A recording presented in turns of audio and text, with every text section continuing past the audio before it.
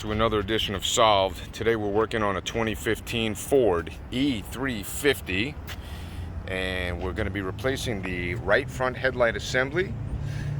Let's get ourselves ready here. So we have two 8mm over here and then two of them hiding right down there. You got one there and then you got one, let's see here, there you are. A little hard to see there.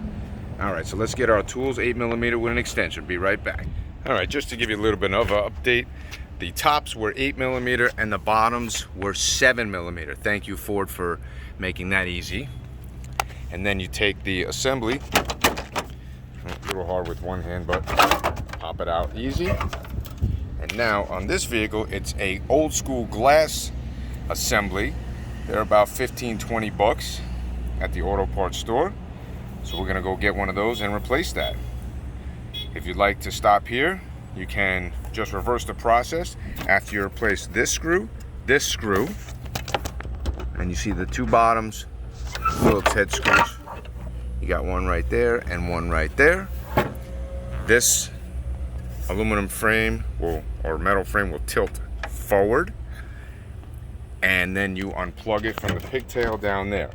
A side note is that these two 7mm bolts that go here and here, what I did was I shook this a little bit and then they just fell straight down to the ground.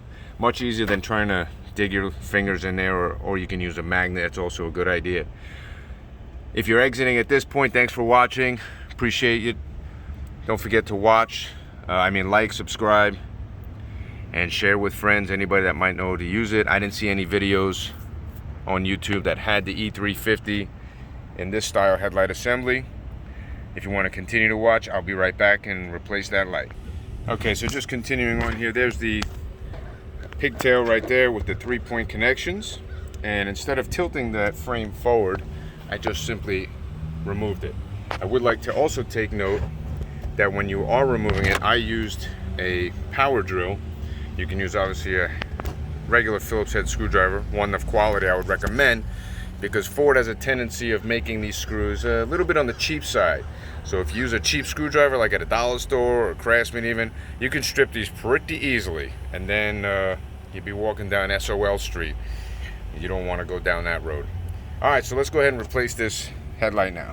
Okay, so we're back ready to install. This is the version we chose, and we're going to get it unboxed and into the truck. Alright, so as you can see, this comes with a protective cover. Make sure you take that off, otherwise you won't be able to put it on.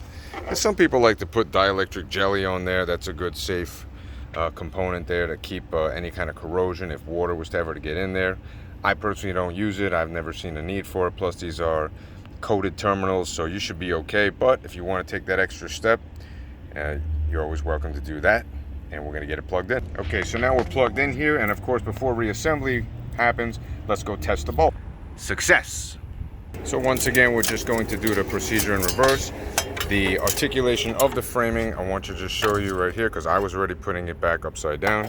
You have the tabs here and the tabs here, and if you see closely that they are spread apart, so got to go upside down, or rather right side up.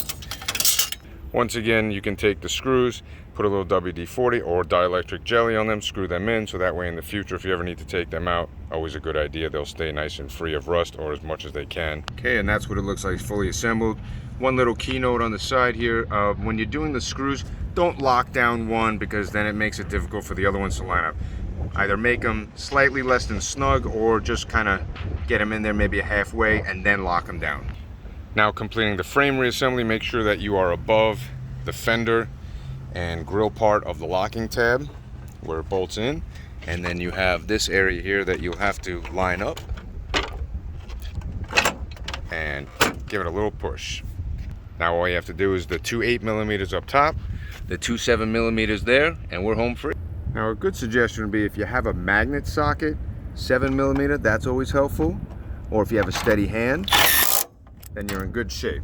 Have no fear, of course, because if it does fall down, it's just gonna go down to the ground. Final two screws, and you're done. Thanks for watching, everybody. If you hung around this long, please don't forget to subscribe, like, and share with someone this might help with. If you have any questions, please don't forget to contact us. Stick around, check our next video. We're going to be doing oxygen sensors for this vehicle, 2015 Ford E350 van. Thanks for watching another edition of Solved.